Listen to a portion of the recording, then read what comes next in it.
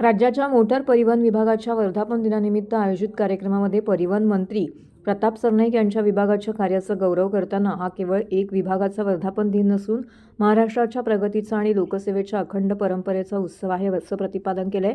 वर्धापन दिनानिमित्त उपस्थित मान्यवर अधिकार वर्ग, कर्मचारी बांधव भगिनी आणि नागरिकांना शुभेच्छा देताना सरनाईक म्हणाले की परिवहन विभाग हा राज्याच्या अर्थकारणाचा आणि सामाजिक जीवनाचा कणा आहे।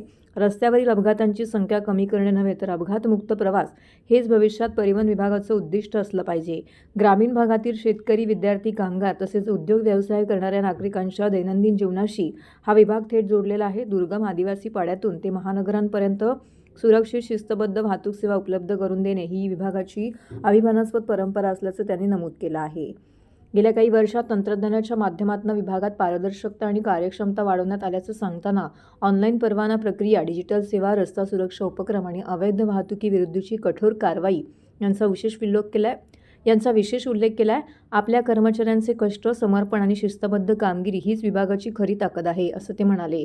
उन्हाळा, पावसाळा किंवा कोणतीही प्रतिकूल परिस्थिती असो, परिवहन विभागाचे कर्मचारी नागरिकांच्या सेवेसाठी सदैव तत्पर असतात, याचा अभिमान असल्याचं मंत्री सरनाईक यांनी म्हटलं। मार्चपासून NCMC असं डिजिटल मार्फत आता सर्वांना प्रवास करता येणार आहे असं बघतो। एकीकडे महाराष्ट्राच्या एसटी महामंडळामध्ये क्रांती घडवणारा हा निर्णय एसटी प्रशासनानं घेतला। परिवहन मंत्री म्हणून मी त्याला मान्यता दिली आणि अतिशय मला आनंदाने हे गोष्ट सांगायची आहे की प्रामुख्यानं अवघ्या काही दिवसातच 1 लाखाचा टप्पा गाठला। काही समाज माध्यमांवर 1 मार्च पासून कंपल्सरी करण्याचा निर्णय एसटी महामंडळानं घेतला वगैरे अशा बातम्या प्रसारित झाल्या, परंतु त्यात काही तथ्य नाही। अतिशय चांगल्या प्रकारे हे कार्ड वितरित होत आहे, लोकांना त्याचा फायदा खूप होतोय आणि एक डिजिटल क्रांती घडवणारा हा निर्णय एसटी महामंडळाचा आहे। त्यामुळे तुम्ही काही अफवांवर विश्वास न ठेवता जेवढे जास्तीत जास्त मोठ्या प्रमाणात कार्ड लवकरात लवकर खरेदी करून त्याचा वापर प्रवाशांनी करावा असं आपल्या माध्यमातून मी आवाहन। अधिकृत एजंट असणार आहे याच्यामध्ये, त्यामुळे कुठेतरी सुरक्षित नाही, असं काही होत नाहीये आणि कुठल्याही काही तक्रारी नागरिकांची किंवा प्रवाशांच्या असतील तर त्याने आमच्याकडे तक्रार करावी, त्याचं निराकरण करावं। वर्धापन दिन या संदर्भात सर्व परिवहन सेवेला एवढी वर्ष आज झाली।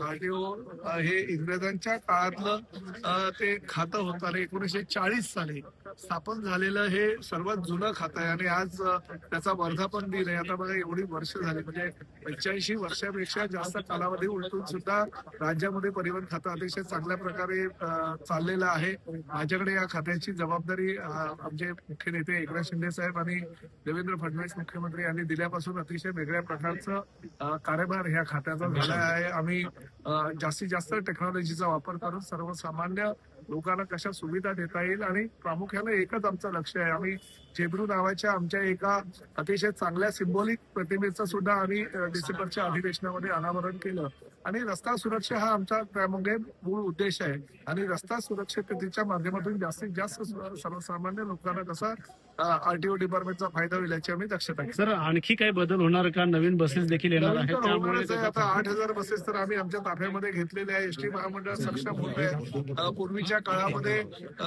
नुकसानीत जाणारं एसटी महामंडळ फायद्यात कसं होईल यासाठी आम्ही प्रयत्न करू। सर, इराक आणि इराणचं युद्ध चालू आहे, इस्रायलचं पाहिलं तर यामध्ये फटका मोठ्या प्रमाणात बसू शकतो आपल्याला देखील। त्यामुळे संजय राऊतांचं म्हणणं आहे की कुठेतरी मोदींनी या ठिकाणी खरं तर संजय राऊतांनी आता महाराष्ट्राची सेवा किंवा ह्या देशाची सेवा करत असताना जागतिक पातळीवर ट्रम्प यांच्या बरोबरचं नेतृत्व त्यांचं आहे, त्यामुळे त्यांच्याबरोबर त्यांनी काम करण्याची गरज आहे। कारण शेवटी आम्ही सर्वसामान्य शिवसैनिक आहोत, कार्यकर्ते आहोत। संजय राऊतांनी एवढी मोठी आमची विचारसरणी नाहीये।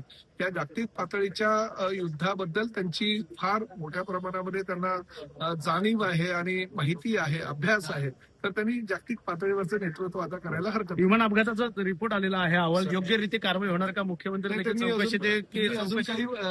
ते बघितलेलं नाही।